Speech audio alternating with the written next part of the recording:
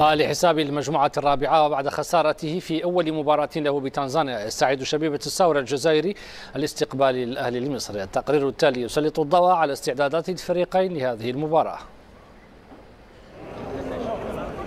الهزيمة الأولى أمام سيمبا التنزاني ليست كبوة جواد في طريق نسور الجنوب. بهذه الفلسفة استهل شبيبة الثورة الجزائري تحضيراته استعدادا لملاقاة أحد أعرق الأندية الإفريقية وأكثرها خبرة، الأهلي المصري، وذلك على ملعب 20 أغسطس بمدينة بشار. وتتطلع كتيبة المدرب نبيل نقيز لتجديد عهد الانتصارات بميدانها وبعث المنافسة من جديد، خصوصا بعد استعادة بعض العناصر الغائبة عن اللقاء الأول كالحارس عبد الرؤوف نطاش وعادل بوشيبة المعاقبين.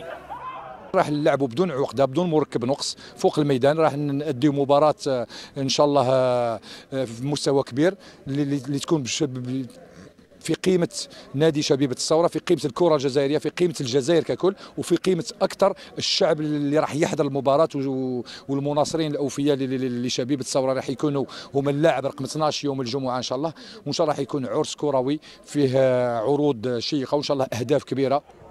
على عكس شبيبة الثورة حلت بعثة الأهلي المصري بمدينة بشار وهي منتشية بفوزها الأول على فيتا كلوب الكونغولي وتطمح للظفر بنقاط هذه المباراة لتعزيز الصدارة، غير أن رحلة بشار أرهقت اللاعبين بسبب طولها وكونها غير مباشرة، إضافة إلى الغيابات العديدة على غرار مروان محسن والمغربي وليد آزارو، وهو ما سيدفع كتيبة الأهلي إلى الاستعانة بعناصر قادرة على كبح جماح نسور الثورة.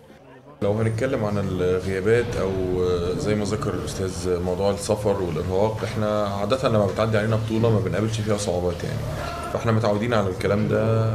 عاده في افريقيا متعودين ان مفيش سفر بيبقى مريح، معظم السفريه بيبقى فيها ارهاق، فاحنا شفنا الكلام ده قبل كده، فالموضوع بالنسبه لنا مش جديد. احنا عندنا طريق وهدف واحد بنمشي عليه، كل مباراه ليها هدف بالنسبه لنا، سواء بنلعب جوه ارضنا او بره ارضنا.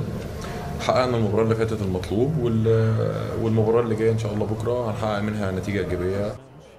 كل الأنظار ستكون مصوبة سهرة الجمعة على ملعب 20 أغسطس ببشار في قمة عربية إفريقية بين نسور الصحراء والقلعة الحمراء، وهي الأولى من نوعها في تاريخ الناديين، في حلم تنبأ به منذ سنوات رئيس النادي محمد زرواطي ليصبح اليوم حقيقة في انتظار ما ستسفر عنه نتيجة المباراة.